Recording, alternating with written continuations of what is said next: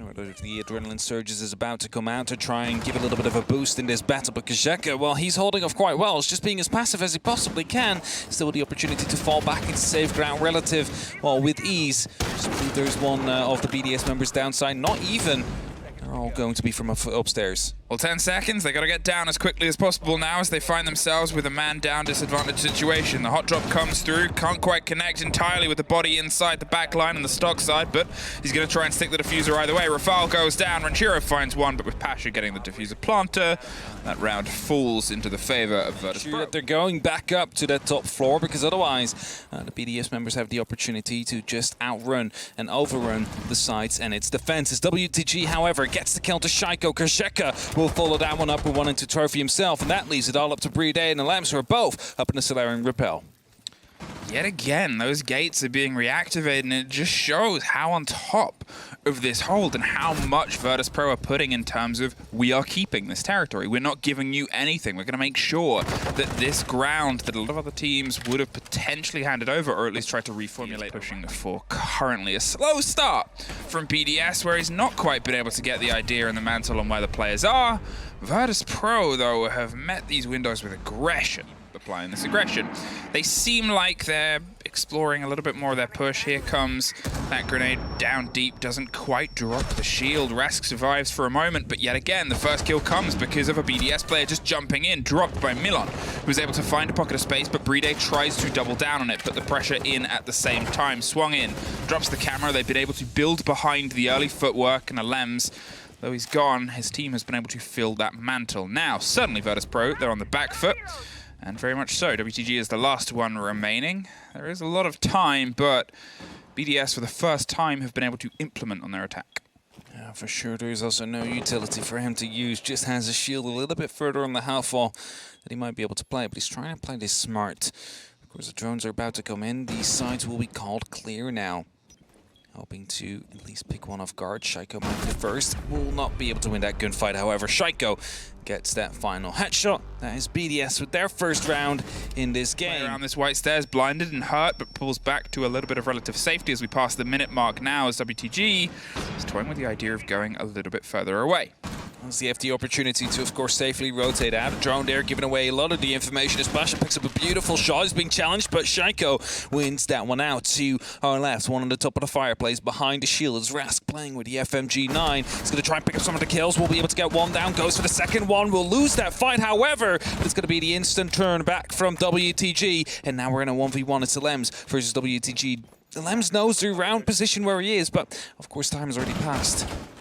Well, the spray comes through, well aware of each other, but Lems took the fight from above! Get a little bit more of a wider push.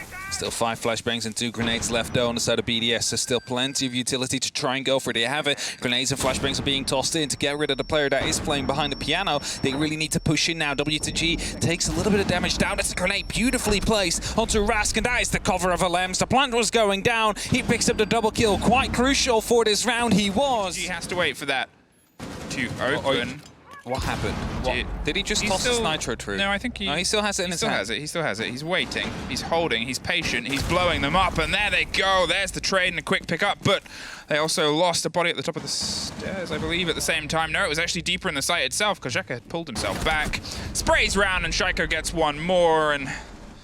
oh, BDS, they found a little bit of cruise control speed. Instead of risking the fight, they're going to go for a bit of a reward here. Shaiko sprays back, doesn't quite get the lock off, and Rask, there's the Gemini gone. They're well aware of that corner, but there is finally the first kill this round to come through. The spray on the window is covered by Milan as they're going to try and plant inside the smoke around on the backside. Obviously, actually, just getting the toes of it. The way he gets does connect the C4 just after as well. Shaiko, 20 seconds left. It's the 2 players that have been big for BDS so far. They're trying to find one underneath, and Pasha locks it off. Suddenly, it's just Shaiko left. The diffuser back in the hands of Kazeka. The rotation comes through, but Milan has that on watch, and Virtus Pro take the round. Corner. They've gone with a slightly different approach, and Shaiko's going for a slightly different response. Finds the spray on the first and somehow slips away. Doesn't quite get picked up there. WTG doesn't find it, but he finds one more, and there's a Lems to lock it off. The 2 players that are truly driving BDS through this game have kept up that pace and momentum. One more for Shaiko, I believe. Between the pair of them, they're on 23 kills. I mean, he's just hiding in the little cub. He has the opportunity to go big here, and he's slowly trying to sneak out as Rinchiro picks up another very big kill. Rinchiro picks up 2 big kills. That's a diffuser dropped, and we still have the top floor control of Rafal. So he's going to be able to at least utilize that if they manage to get hold of the diffuser again. There's 10 seconds left on the clock. Pasha wants to re-engage with that diffuser, picks it up, needs to push in, but there's still utility left to be tossed in. The smoke canisters, he's forced wide and gets picked up. It's Gersheka to drop through the hatch, and this time no kill like we saw before from Alams. He'll just be picked up instead, and probably not going to be ending up too well for me. And there goes Playday, goes wide, went aggressive and gets punished for it. That's going to be the entry, but Rinchiro is able to reply before he gets traded out himself. Suddenly Alams has found one more. WTG is driving his heart across the top as Milon gets a double from underneath. The Lems, bit of a long road all the way back in as they're going to stick the diffuser. They're holding an angle there, and he knows that there's not really a clean way back in. It's a wide peak crawl. It was a good read from Virtus Pro. You have the control. You could just use it to get 30 extra HP for your final execute. If it comes down to that, that will be very detrimental here for Virtus Pro as the last 20 seconds are about to hit.